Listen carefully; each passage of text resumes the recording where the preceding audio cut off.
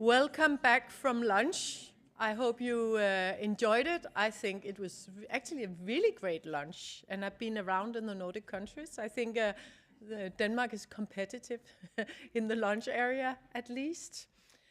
So now I would very much like to welcome the Danish data center industry on stage, and with two people, Thomas Waller, who is chairman of the board, and Henrik Hansen, who is the managing director of the Danish data center industry. Welcome to you. I think you will share some insights first about the market report for 2024, and then you will join me here at the table. So take it away. Let's give them a big hand of applause. Thank you very much for this fine introduction. And what we have planned, actually, I want to ask you a question. I know that Liselotte mentioned this morning that this is the Nordic Data Center Week. Were you all familiar with that before you came here today? Or not everybody? Okay, our board members were. I'm glad. No, why I mention it is that we had a discussion before this panel where we discussed the importance of having Nordic cooperation. And actually the Nordic Data Center Week is a great example of how we cooperate with our 4 sister associations in Sweden, Finland, Norway and Iceland.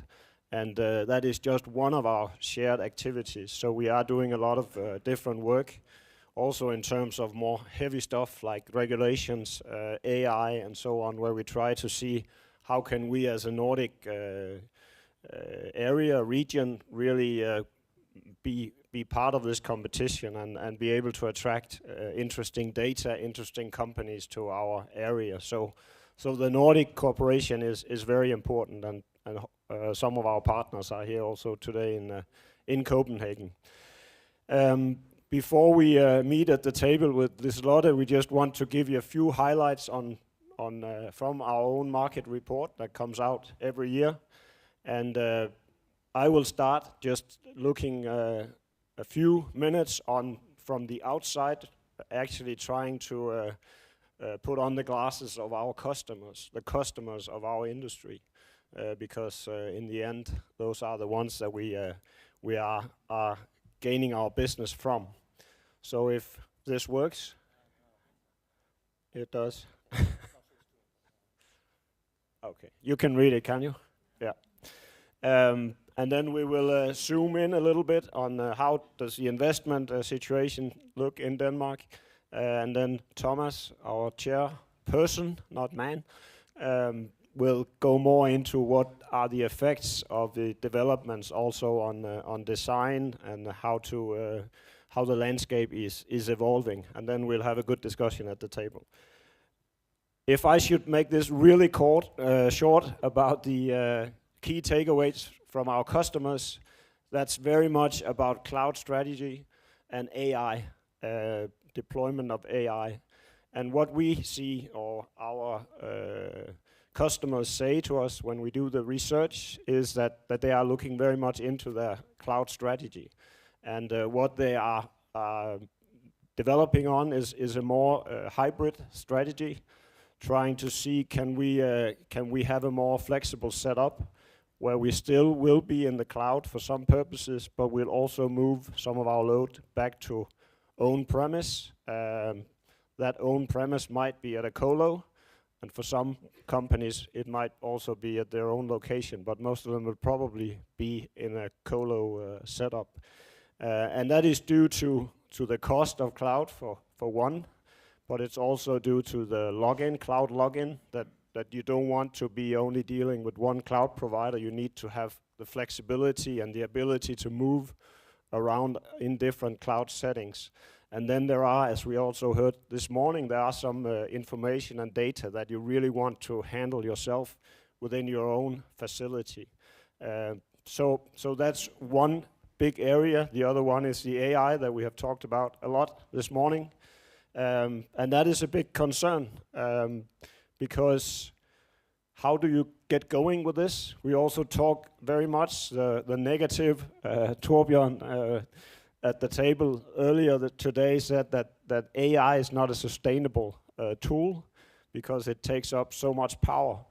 And if you look at from the customer side, that is also a concern now. It's not just having the right people to work with these applications, but now they're also looking into the climate footprint of AI, because as well as the data center industry, all the other industries that we serve also have to report on their footprint, and suddenly data is really becoming actually an important part of the total footprint. So that's another concern, and we are very important, of course, to solve this puzzle, and it's not an easy one. And again, I think it's very important that we as a Nordic region do everything we can collectively in terms of investments, in terms of expertise to help our clients solving this issue. The market, just a few highlights. This is basically how it looks with many of the investors. This is not a complete map, but these are some of the investments that we have or are on the way, and it's not a surprising customers with some of the colos, but yeah, this is how the landscape look at the moment. And just a few estimates from our side. We look into the end of this year. Our expectation is a deployment of 321 megawatt, very precise.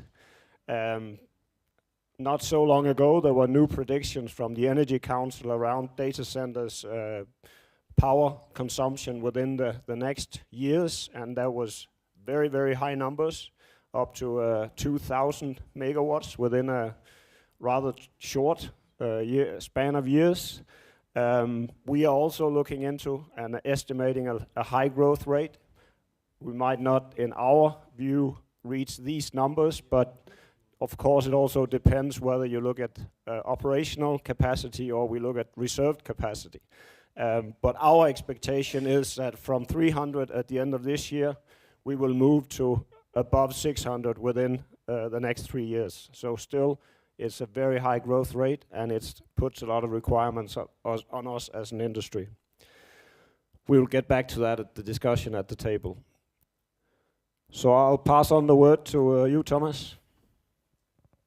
Thank you. Nice to see all of you.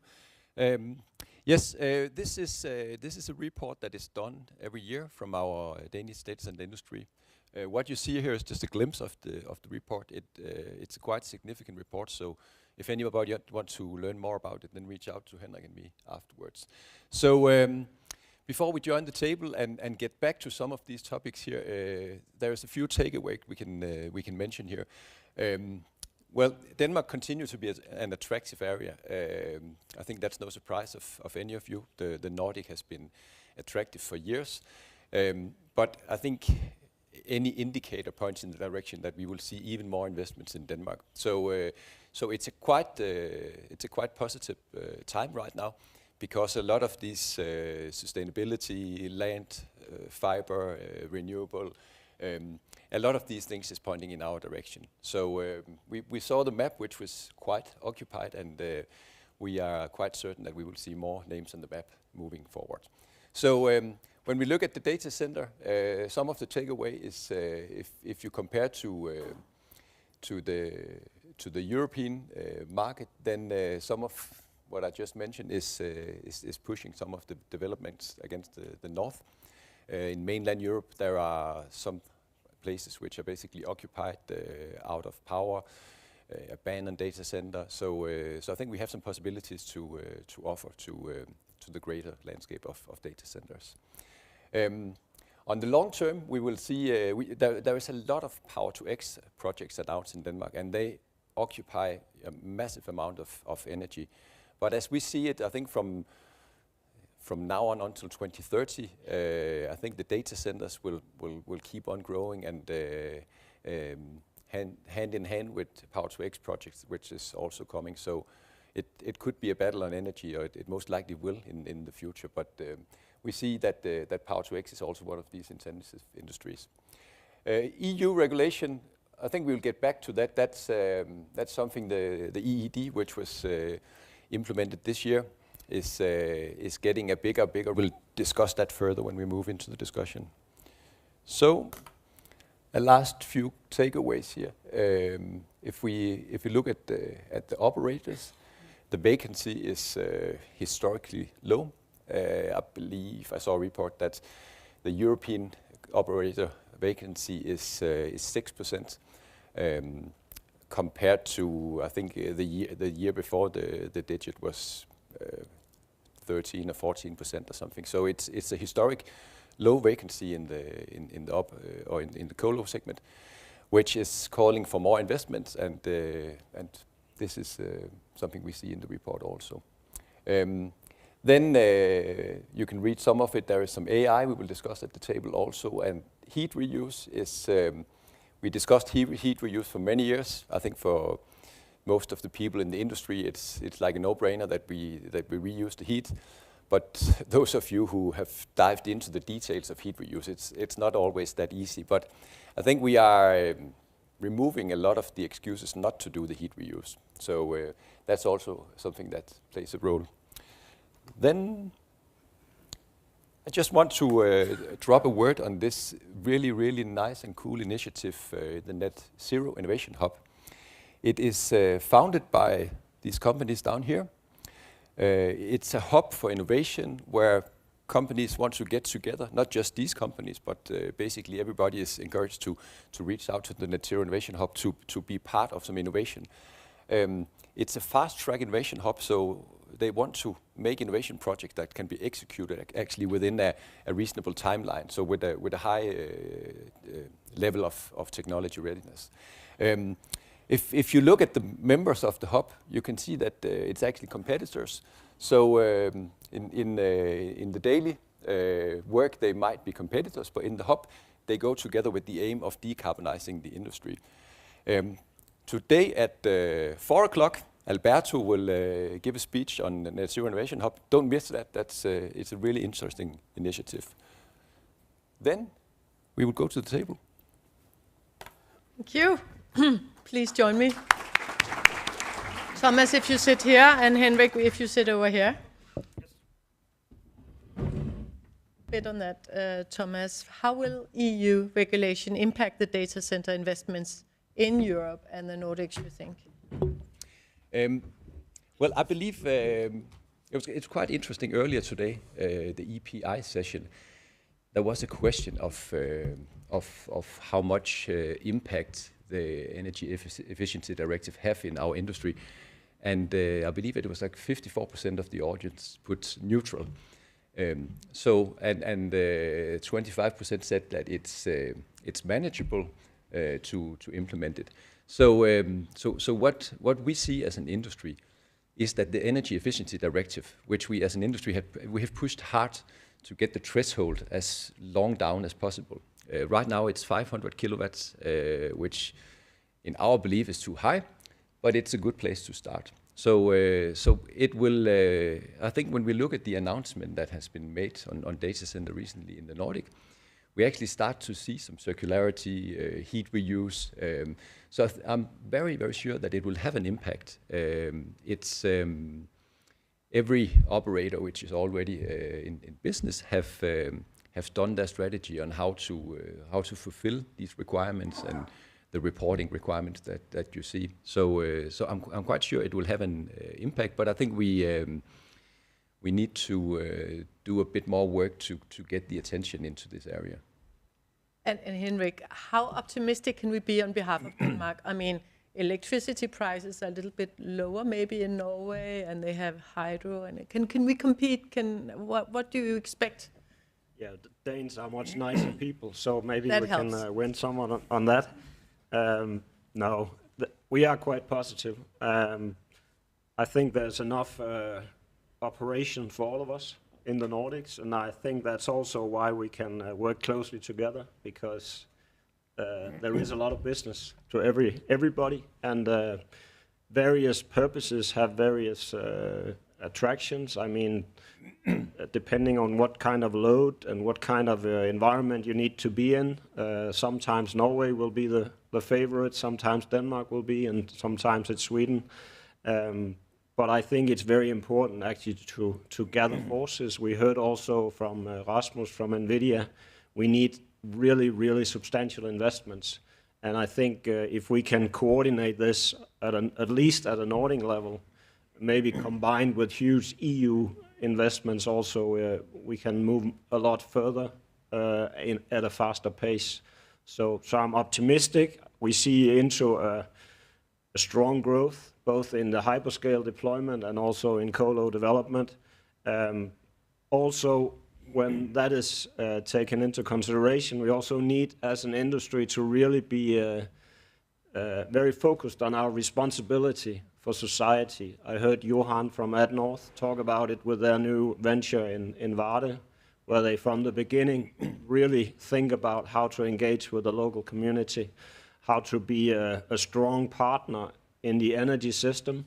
And I think we have to do a lot more on that in the future. Hopefully it helped opening up to all those schools today in the Jylland area. We have had a great week. We have been involved with, I think, 200 5th graders from all over Jutland. And you gave them guilt from using so much time on gaming? No, we asked them all to apply for the educations that can bring them into our industry in 10 years' time. So, actually, a lot of them showed a lot of interest and a lot of knowledge. So I think if we speak to a grown-up audience, I don't think they would have been able to put out these really qualitative, strong questions as they did. Cool. And Thomas, these kids, they will be growing up in a day where hyper intelligence, AI is just, we have always had that, and you have to explain them, to remember back when. So how do you think this whole AI wave, tsunami, some people have been calling it today, is going to change this whole market? Before answering that question, I think just to echo Henrik, that the Nordic, when we don't see it as a competition. I really think when we look in the Nordic, it is, I'm happy whether a data center ends up in Norway, Sweden, or some of the other Nordic countries. I want it in Denmark. In Denmark, we have a good collaboration, but there is, in the business as it is right now, and with the AI coming, there is more enough business for all of us. I think that it's important that we collectively do it in a sustainable way and try to meet some of these goals and challenges that we see. And are you good at having this voice when you look outside in on the Nordics? Well, we believe. I think Henrik and I can agree we are, but I think we have a Nordic meeting every week. There's one tomorrow, so the Nordic associations are together discussing. For instance, last year when the Energy Efficiency Directive had to be implemented, then instead of different countries implementing things in different ways, then we had a discussion and some work was done across the Nordic, because it's the same rules that we have to apply. And whenever we go out to flag the region, we go out as a group. This year in Cannes, there was a Nordic pavilion where you had all the Nordic countries. So I think we are good. We can most likely get better. I think on the skills and education part, this is a place where we could and should add much more energy into this part. It's great with the schools and the Open Data Center Day, but the reality is that a lot of kids want to grow up and be software engineers. We also need somebody on the hardware and the infrastructure, exactly. and there's a great path of career in front of them. But they have to, we have to make it a little more sexy to get into our industry. Yeah. Good luck with that. Maybe appealing to these gamers. Also, I know I want to take you back still. I'm not forgetting about the AI. Nope. I have a little chatbot in my ear reminding me. No. Yes. So you have some kind of AI top meeting in November, also gathering the Nordic countries to look into AI, or how is that? We have a meeting. A board. Our boards across the Nordic will meet in November. We meet up every year to discuss some topics, and obviously this year AI is one of the major topics. If you look at AI and the impacts and let's say the threats and possibilities in AI, right now it's an opportunity and it's a challenge, because AI is driving the appetite to invest, and it's at a quite high pace now. The density in racks is getting, to numbers that we, never ever thought that we would mention. I heard like up to 1 gigawatt into one rack. So if you look at the infrastructure, the AI and the data centers, how they will build, without doubt, it's an opportunity that we are going to build a lot of capacity for AI. On the other hand, there's also a situation right now, because now we need to go into totally different technologies, because if you're going to go high density AI, then you might change the philosophy on how you cool it. You might go on some instead of air, you go to chip cooling. So that there is a lot of plus and minuses in this equation. So it would be easier if we could just start to build and to develop these new AI data centers right now, which is somehow going on. But I think some of the operators, some of the companies that are constructing the data center, they really have a bit of a headache to design how they want to build, because it has to be ready to something which is not there yet. Well, it is here, but it will grow massively, and it's really a interesting topic. We last week NVIDIA also was part of a panel talking into AI, and what was a surprise for me was also to hear that we are far from the front runners on the AI. What I heard is that we have some massive investment from Novo Nordisk on AI, but we as a region, we really need to focus to push heavy investments into AI. Otherwise, some of the other markets will run away with the benefits of AI. For sure. So on that happy note, Henrik, I want you to give me a little pitch for newcomers. How should we all pitch this area in Denmark as the best place to be? What are the key arguments? What are the takeaways for this audience? Well, I think some of the common things to mention is the stable grid, the green electricity, and so on. And the happy people. And the happy people. But that's basically a given. Where I really would emphasize talking and what we do when we talk to new investors coming into the Danish market, we say you should maybe consider Denmark as also sort of a sandbox or a test case where you can try maybe some new business models, but very much also thinking partnerships. Rather than running your own business focused on just your customers and so on, you need to see yourself as part of a community, part of the utility system. It is really a utility company, a data center in the future at least. So I think newcomers should hopefully come with, besides the investment that they put into the country, they should also come with their innovative people and people who want to see how can we take some leap developments rather than this incremental step by step. What can we do to actually really take a leap? Because when applying AI, if everything goes as we expect or hope, depending on who you are, you really need to find new ways of working. You need new technologies, but you also need new ways of working together. And we need very much, and that's the thing I think we're very good at in Denmark, these private-public partnerships where you engage with the public sector as a private company. I think the example that Thomas mentioned. Yeah, exactly.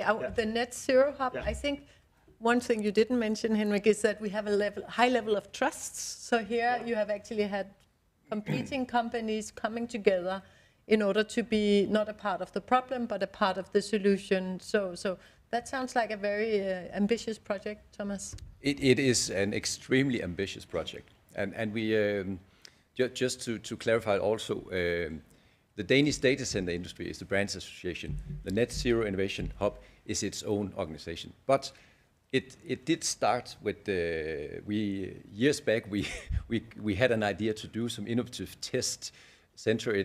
Along the way, it had different names. We had some stakeholders and some, let's say, some issues to get started. Then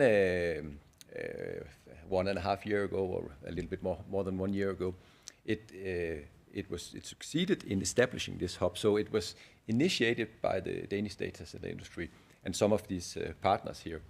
And now it's up and flying, and I will not take all the speaking time from Alberto, who will speak upon this topic later today.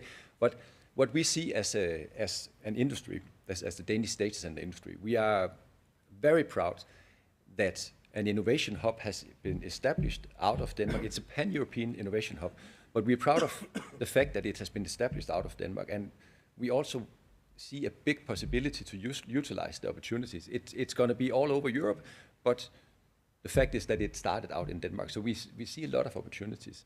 Right now, they have some working with heat reuse, some really interesting stuff. There is something with clean power. There are some scope 3 discussions. Thomas, we had earlier on from NVIDIA, and Rasmus, he said, you're very good and very innovative in Denmark, but as soon as it grows a little bit, it goes abroad. How will you ensure that all these good initiatives stays in the Nordic regions and are not just exported to the highest bidding power outside? Well, I think in terms of keeping some of it in Denmark, that will start by Danish companies which has involved. There are also Danish companies on the list of the Net Zero Innovation Hub. So if we, as an innovative country with a flexible mindset, we just have to add into the agenda, and then I'm sure something will be established and tested and innovated out of Denmark. But the hub is pan-European, so a lot of things will happen outside. But I think it's actually very positive if we can have a hub where we have something going on to Denmark with innovation, with the universities, with maybe some EU programs where it could be collaborative with somebody in different regions across Europe, digital twins projects to do the innovation and take the benefit to the industry. So I'm quite sure we will have our fair bit of this of the glimpse of the cake here. Yeah. Henrik? Yeah, but it's also very much a question of the right investments here. So we come back to, as we talked about with AI, it's the same going with these early stage companies if we want them to stay here. So investment, some tax issues are also discussed politically. But then again, as Thomas mentioned, it also is all about creating this cool environment where you really are being listened to. You get access to these big players. They are able to scale some of your innovations rather than just having a lab version of your technology. You can bring it maybe to 1 megawatt as a first step, and then it can go out through the world through these big operators. So I think we can really give them a market access that they really can get not anywhere else. I think that is a very happy note to end your part on. You like happy notes? I do. Hopeful notes, at least. Any questions for the table? Let's give them a big hand of applause.